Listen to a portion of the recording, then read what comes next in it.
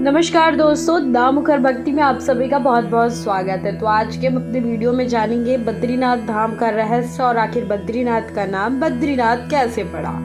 तो चलिए देर न करते हुए शुरुआत करते हैं। बद्रीनाथ भगवान विष्णु के 108 दिव्य अवतारों में से वैष्णवों के लिए पवित्र स्थल में से एक है। बद्रीनाथ शहर बद्रीनाथ मंदिर के साथ साथ योग, ध्यान बद्री, भव्य बद्री, आदि बद्री और वृद्ध बद्री सहित 5 बद्री मंदिरों का हिस्सा है। अलकनंदा नदी के बाईं और तट पर नर और नारायण नामक 2 पवित्र श्रेणियों के बीच स्थित भगवान विष्णु के इस धाम के आसपास एक समय में जंगली बेरी बद्री प्रचुर मात्रा में पाई जाती थी, यानी कि जंगली बेर। इस बद्री के नाम पर ही इस धाम का नाम बद्रीनाथ पड़ा।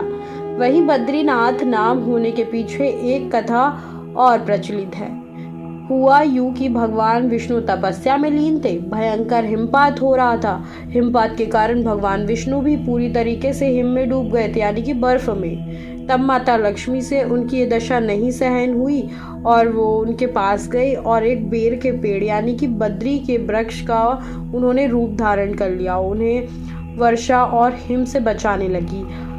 कालांतर में जब भगवान विष्णु ने आंखें खोली, यानी कि कुछ समय बाद, तो उन्होंने देखा कि माँ लक्ष्मी स्वयं हिम से ढकी हुई हैं। भगवान विष्णु ने माता लक्ष्मी के तप को देखते हुए कहा कि आपने भी मेरे समान ही तप किया है, इसीलिए इस धाम को मुझे तुम्हारे साथ पूजा जाएगा। साथ ही उन्होंने कहा कि चूंकि आपने बद्री वृक्ष का रूप धारण कर मेरी रक्षा की है, इसलिए मुझे भी बद्री के नाथ यानी बद्रीनाथ के नाम से जाना जाएगा।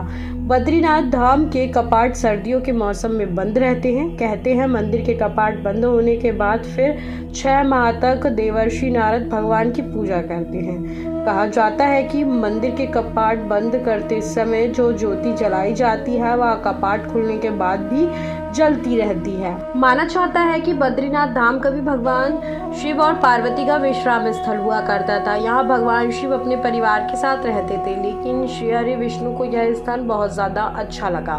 उन्होंने इसे प्राप्त करने की योजना बनाई। एक मान्यता जनश्रुति के अनुसार सतयुग में जब भगवान नारायण बद्रीनाथ आए तब यहाँ बद्रियों यानी बेर का वन था और यहाँ भगवान शंकर अपनी पत्नी के साथ मजे से रहते थे।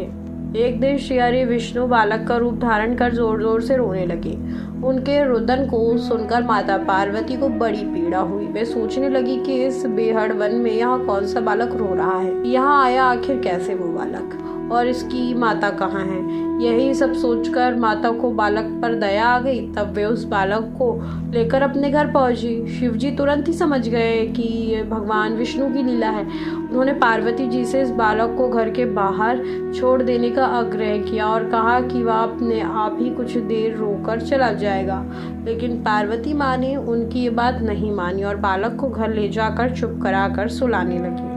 कुछ ही देर में बालक सो गया। तब माता पार्वती बाहर आ गई और शिवजी के साथ कुछ दूर भ्रमण पर चली गई। भगवान विष्णु को इसी पल का इंतजार था। उन्होंने उठकर घर का दरवाज़ा बंद कर दिया। भगवान शिव और पार्वती जी जब घर पे लौटे तो उन्होंने देखा कि घर का द्वार बंद है। इन्होंने जब बालक से द्वार खोलने के लिए कहा तो अंदर से विष्णु जी ने कहा कि आप भूल जाइए भगवान, यह स्थान मुझे बहुत पसंद आया है, मुझे यहीं विश्राम करने दीजिए। अब आप केदारनाथ जाएं। तब से लेकर आज तक बद्रीनाथ यहाँ पर अपने भक्तों को दर्शन देते हैं, यानी कि विष्णु जी, और भगवान शिव केदारनाथ में अपने भक्तों को दर्शन देते हैं। उम्मीद है आपको हमारी ये इन्फॉर्मेशन अच्छी लगी होगी। और भी ऐसी इन्फॉर्मेशन को जानने के लिए बने रहिए दामुखर भक्ति के साथ। नमस्कार।